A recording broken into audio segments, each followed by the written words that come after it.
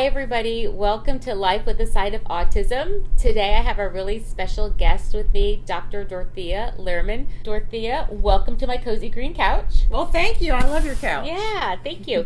So can you go ahead and just give a little bit of a background information on yourself for people who don't know you? Okay. Well, sure. So I'm a board certified behavior analyst, and I'm on faculty at University of Houston Clearlake, where I direct our Center for Autism and Developmental Disabilities. I've been working in the field for about 20 years now, and I direct a master's program in behavior analysis, so I train future board certified behavior analysts. And you have a PhD in applied behavior Right. analysis? So I have my PhD is in psychology, but it was there was a specialization in behavior analysis, and sort of relevant to what we're going to talk about today. For about the past 15 years, I've been doing a lot of school consultation and teacher training. Well, again, thanks so much for being here. So just because of your background working with the schools and with teachers, that's what I wanted to talk to you about today. Just thinking about, parents who get a diagnosis that their child has autism. A lot of times they're told to call their school district, maybe get some speech therapy and some occupational therapy. Sometimes they're told about ABA.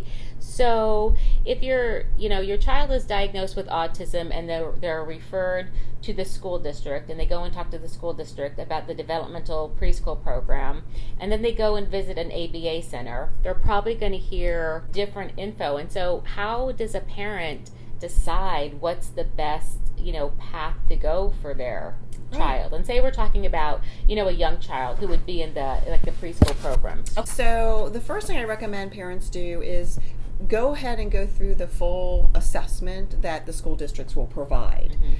It will be pretty in-depth typically, and then as a result of that assessment, they will make recommendations for placement.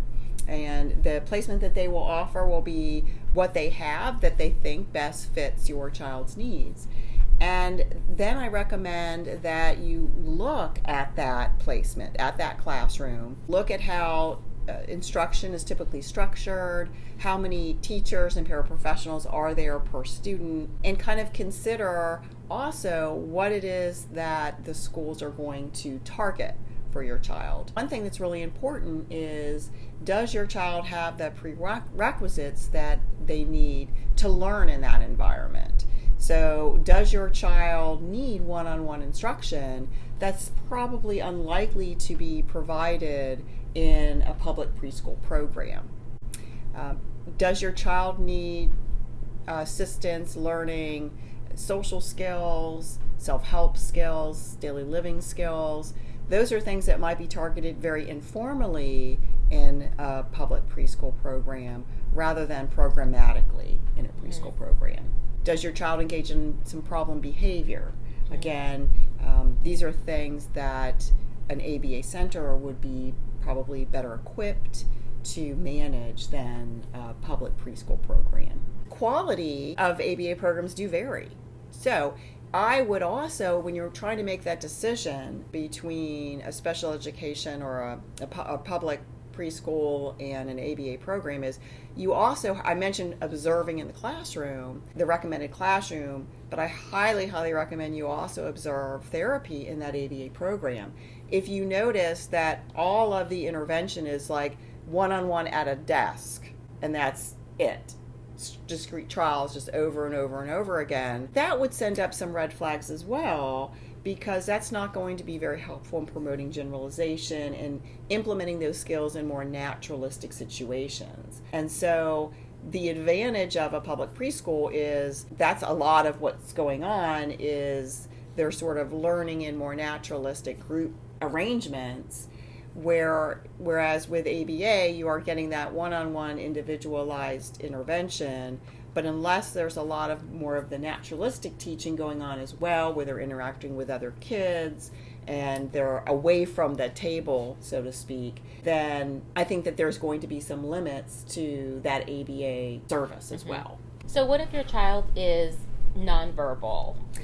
Excellent. Whether your child's nonverbal or just language delayed, that's the other thing that an ABA program will be able to really provide intensive programmatic intervention and treatment for communication, whereas typically in public schools, they're going to maybe get 15 minutes a week of speech therapy. And so they're just not going to have necessarily the resources to provide that intensive treatment that an ABA program would be able to provide. So I think that's interesting. You use the word treatment when you're talking about an ABA program. Are they getting treatment in the schools? The mission of the school is going to be to educate and to provide the most appropriate free education that they can. And the focus is going to be on pre-academics and academics.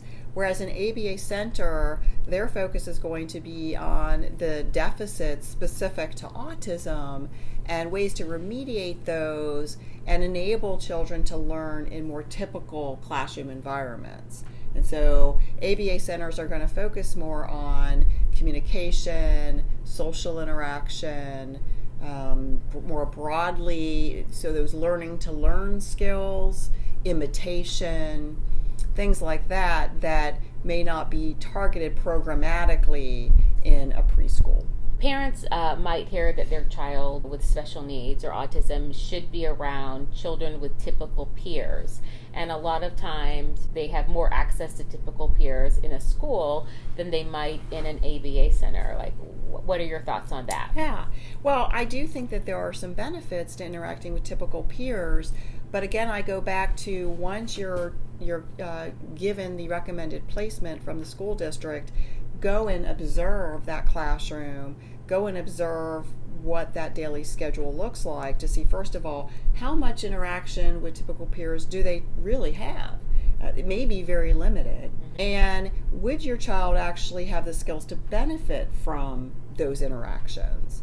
And so if not, then I think what the ABA program would be able to provide is developing those skills that then would enable them to actually benefit from interactions with typical peers. And some ABA centers also might be able to arrange those types of interactions, but in a controlled way and in a programmatic way that the child can really benefit from those interactions. So what are some of those skills? First of all, as a parent, I would say, okay, well, why are you interested in them interacting with typical peers? What parents tell me is, first of all, they want their child to have models of appropriate child behavior.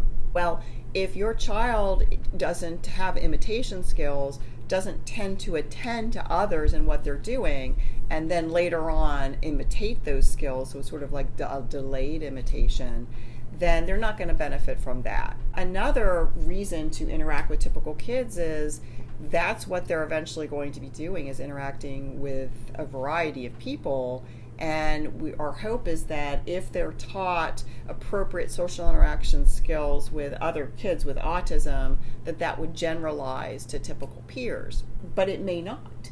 And so, again, if they don't have those skills, then they aren't, they're not going to be interacting with those typical peers or attempting to interact with those typical peers. And unless those typical peers get direct instruction themselves on ways to interact and respond to children with autism, they're not going to be interacting either. And very few children do, actually, typical kids, get that kind of instruction in public schools. So what are the main differences between like a special education program through the school and perhaps an ABA program? Yeah, that's a great question. So a special education program through a public school will provide individualized education, and your child will get an IEP or an individualized education plan. But the focus is going to be, again, on academics and some communication. But what I have found, and of course it's going to vary across schools and classrooms, is that even though the goals are individualized, often all of the children in a classroom have very similar or the same goals, and they're not as tailored as we would hope for the children with autism, the individual children. An ABA center, as I mentioned before, is going to focus more on those skill deficits specific to autism, if the child has autism. And so the targets are going to be a bit broader. focusing on social skills and often sometimes daily living skills and learning to learn type skills. And the interventions are going to be truly individualized.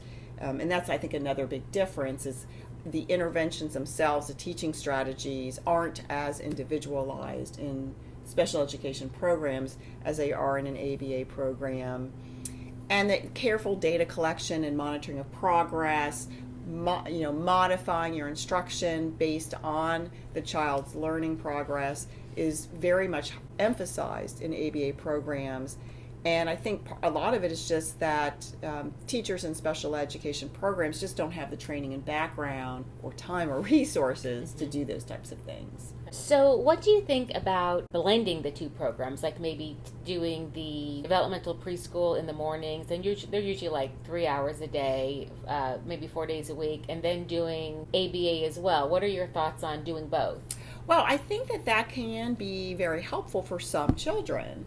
So it really depends on the prerequisite skills that your child has. So again, are those 3 hours in the public preschool going to benefit your child? And if you see that what they're not getting at the ABA clinic is maybe a lot of that interactions with other kids on the playground, when they're playing, learning to share, learning to cope with when another child takes your toy away. If you're not getting a lot of that in the ABA clinic, but you notice that in the public preschool there's a lot of that and a lot of very good hands-on instruction from and guidance from the teachers, then I can see the benefit. If your child has pretty good communication skills and just needs those opportunities to interact with other kids in a more naturalistic environment. If your child is ready to start learning how to learn in more of a group setting, they're not going to be necessarily, it depends on the ABA clinic, but if they aren't getting sort of that exposure where the ABA clinic is putting them in groups and starting to work on those skills, then I think you want to supplement where they're going to get that in the school. And so one of the goals of a good ABA clinic, one of the goals should be to help build the skills in the child so that they will be able to learn successfully in the typical public school classroom. And so a lot of ABA clinics have sort of what they call transition programs where they're directly targeting those skills and moving them toward that. And maybe even so they start out in a lot of one-on-one and then they start adding other kids in there and maybe they're learning in small groups. But not all ABA clinics do that. Some just don't have the resources. They just don't have those kinds of programs. So if your child is at the point where they would start benefiting, getting that more transition, then you might be able to, and you don't want to go to a different ABA clinic, you might be able to sort of put together that type of program yourself by having them go for a few hours to the typical school, the public school, and then going to the ABA clinic as well during those times. Can you explain what you mean by learning to learn? Sure. So there's a lot of things that we need to be able to do in order to learn in the classroom. One really important skill is imitation.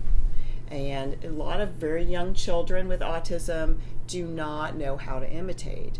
And so learning how to follow the actions of others can be very helpful in learning because you can watch other people, the teacher can model things, and you can then imitate. Another really important skill is matching. And so understanding like goes with like is considered the foundation for language. And so those are two very important learning to learn. Attending skills, being able to attend to the materials, the instructional materials that are in front of you is very important as well. And many young children with autism don't have those basic attending skills. Just being able to sit and attend can be very important. One of the things that you'll see, of course, happening at an ABA center is that, the child might work on a certain, program or task or skill many times during the day. Like we're going to sit and we're going to match things. And so, a lot of parents have heard that, an ABA program will turn their child into a robot. What are your thoughts on that? Yeah. Well, I think that those concerns are valid because there could be not very poor ABA services, just like different public classrooms vary. different ABA clinics vary.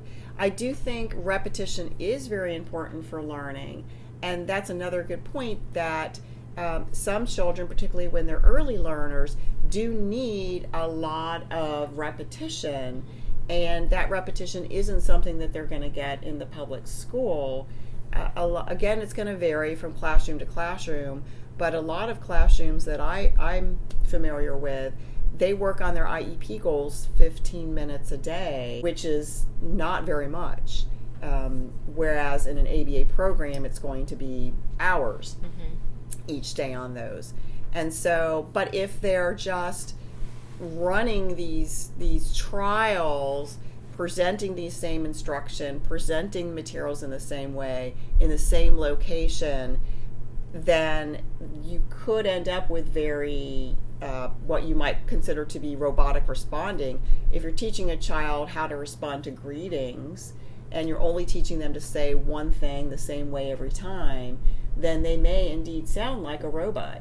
Good ABA programs start to program what we call program for generalization from the very beginning, and they do that by varying the instructional arrangement, the response that they're actually teaching the child to do, the instructional materials, the location, who is actually working with them, varying all those things and embedding it within more naturalistic situations and routines. It's going to be very critical for making the child not seem so robotic, seem more natural like any of us. So let's talk about language. You said that maybe in a typical, like in a school district, the child might get 15 minutes of speech therapy. I know that in a lot of ABA programs, they work on language development and language skills all the time. Can you explain how like that can be done without having a speech therapist in the room? You know, how what a speech therapist does and what language programming does? I'm really glad that you asked that question. Well, I'm a former speech therapist. Okay. All right. Because I think that there has not been, in some instances, very good relationships between speech therapists and behavior analysts. And I think sometimes speech therapists are understandably a little bit defensive, and because sometimes behavior analysts can seem like we can do everything, we don't need speech therapists, and I think that that's a really not a very good way to approach it. I think that speech therapists, some of the things that speech therapists are really, really knowledgeable about has to do with typical language development and articulation. And articulation is how you form the sound of a letter. So if you're saying wabbit, that's wrong articulation on the sound. You want to say rabbit, not wabbit. So a speech therapist could go in and help you clean that up. Yeah, and so what I think can be really important is consulting and collaborating with a speech therapist. First of all, for developing and identifying initial targets and sort of the progression of what we want to work on with the child. If there is articulation problems, the speech therapist can help us out and give us some strategies for that. And then by that same token, speech therapists will sometimes come to us and say, I can't even start to work with this child because they won't even listen to me. Or they start engaging in a lot of problem behavior when I try to work on articulation. And so that's where we can help out speech therapists. So I think it's really important that speech therapists and behavior analysts work together. We need each other. We need each other. And speech therapists also can only work for a limited time, particularly if it's in the public schools. They can only work for a limited time with the child directly, with the idea being that other people in that child's environment will carry out what they're recommending. And so what an ABA therapist can provide is that more intensive instruction when they're not with the speech therapist. Just like parents are always working, with their children on language and really don't even realize it, that, you don't have to be a speech therapist to work on language skills, which is different than speech and articulation. But so an ABA program can work on those, and a special ed program too. They can always be working on developing the language. Yes. The language skills. Yeah. Yep. I kind of gave you that hard robot question. I'm going to give you another hard question. So, what are your thoughts on, we're seeing a lot now about, just autism acceptance and just accepting your child with autism. And so I've seen, some parents say, no, I don't want to put my child into an ABA program because you're going to teach him, that he shouldn't be, do stimming motions, and, you're going to kind of, take the spirit and the essence of who he is away. What are your thoughts on that? I love that question because it is a really challenging one for me as well to think about. But I think that there's a time and a place. We all put on different hats depending on who our audience is. Mm-hmm. And so if you are at a PTA meeting, you are going to be interacting with people very differently than if you're at your neighborhood block party, or if you're at work in a professional meeting. And so I think for an individual with autism to realize their hopes and their dreams, let's say one of their dreams is they want to have a particular vocation, they want a job doing a particular thing, they need to learn how to engage in those behaviors that will make them successful in that setting, in that vocation, and will help them develop relationships. But if when they're out of that setting, then they can be engaging in those other types of behaviors that feel more natural to them, like maybe self-stimulation. And they can also perhaps learn how to channel that in other ways to get what they need from those types of behaviors, but not in a way that's going to be stigmatizing for them. I always kind of look at it as everybody has self-stimulatory behaviors. Yes. Yeah. And mine is I'm an eye rubber. First thing in the morning, I'm rah, rah, but I know that I should do that at home when I don't have any makeup on, because if I came and did it during the day, I have red eyes and makeup everywhere. Yeah. So I kind of know that's the best time to do that. I think it's kind of maybe the same thing. Yeah. And by the same token, I think this is getting a little bit better, but I think that as a society, we need to have a better understanding of individuals who are different than us, and to be more tolerant of those differences too. So I think educating the public about autism is very important as well, and encouraging the tolerance of differences. If a family chose to go the ABA route instead of the school route, is that a terrible decision? I mean, I guess if they choose one over the other, are they making such a terrible decision? Or if they had to lean one way versus the other way, if they really weren't sure, what would be, I think it's going to depend on the child. If the child really has a lot of skills that they need, then I think, and depending on the services that are available, so depending on what the classroom that they would be in, or classrooms that they would be in are like, and what the ABA services are that are available, I think that they may benefit a lot more from ABA than a public school. But by that same token, if they're a child maybe with a little bit more advanced skills, what we might call, maybe they just have very mild deficits, even though I still think that they could benefit a lot from ABA, I think that there could be some advantages if they would do well in a public school, then by not receiving ABA services, they're not taking resources away perhaps from a child who could benefit more from those ABA services. They would potentially have a lot more opportunities to interact with typically developing children and to develop relationships with those typically developing children. And ultimately, they're going to have to function in a society of typically developing individuals and with those expectations. And so I think that there could be, in those cases, some advantages to going forward and prioritizing public school education. If a parent is, presented with both options and they're really not sure what to do with their young or newly diagnosed child with autism, is there, kind of a default, or, just say, if you do this, you can't go wrong, or just is either going to hurt them or... Right. Yeah.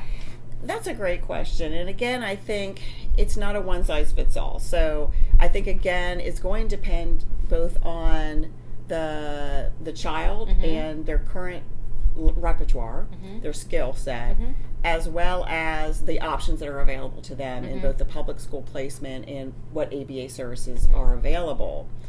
I think, though, in general, if a family has the resources to obtain those ABA services, even if it's just for the first couple years, and it's going to help prepare them to be more successful in the public school, then I would say you can't go wrong. As long as there are good quality ABA services, you can't go wrong going with the ABA services. Now, if your child, has what we might consider to be very mild deficits, very mild autism, then I don't think it's going to be too detrimental to choose that public education option.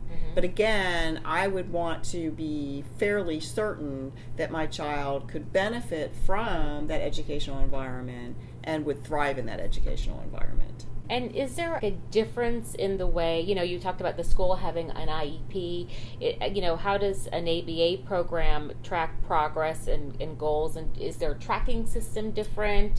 What's that like? That is a great question. So, the public schools are required to track progress on IEP goals, and they're supposed to collect data on IEP goals. ABA, that's really their specialty. And so behavior analysts are really good at breaking things down into observable behaviors, tracking and collecting data on everything that the child does, and graphing and monitoring progress. This is something that I think would be a lot more challenging for public school teachers who often don't have the resources, the training, or background for that type of intensive data collection. And so the progress monitoring can be a little bit more spotty in the public school. And again, a lot of it is just that teachers just don't have the time or the resources to do that. But what's really helpful about that really detailed progress monitoring is that you can immediately change your instructional strategies when you see that you're not getting the progress you want, as opposed to waiting every 4 months when you're kind of looking at progress on those IEP goals. 4 months is a long time to go in not making progress on your goals without changing something. So how did you fall into the field of ABA? So it all came about because I was a psychology major, but I had other career aspirations that I decided I wasn't going to pursue, and so I was looking for something in psychology that I would resonate with me. And there was an announcement about a place looking for volunteers, and I thought that the place was a home for juvenile delinquent boys, and so I thought, well, that might be interesting. But it ended up being a state institution for adults with severe cognitive disabilities. And as a result of that volunteer experience, I was put with a man who engaged in severe self-injury, and I realized that nobody at this facility knew what to do. And so I reached out to our department to see if there was a faculty member, and just coincidentally, a brand new faculty member there, Brian Iwata, is considered the international expert on self-injury. Wow.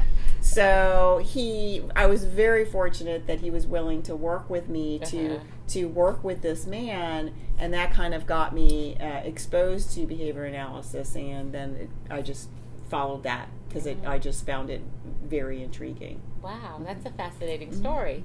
Dorothea is on our advisory board, and you've been on our board since the beginning, which was, 2012 or 2013? Is a while ago, and you're still here, so thank you so much. You bring so much just expertise and knowledge and compassion to our organization, and really have helped us to level up and really, keep making progress and getting better and better. So I thank you so much. Well, you're welcome, and I've really enjoyed it. And one reason why I enjoy it so much is that I feel like coming here and working with you guys on things has made me a better behavior analyst. And I always say I think I learn more from you than you from me. And so it's definitely been a mutual beneficial relationship. Lovely. Well, thanks, Dorothy. So thanks so much for joining us. I hope you will subscribe and click the like button if you like this video. We drop autism content every Tuesday and other side dish content every Thursday. So have a good day, and we'll see you on our next video.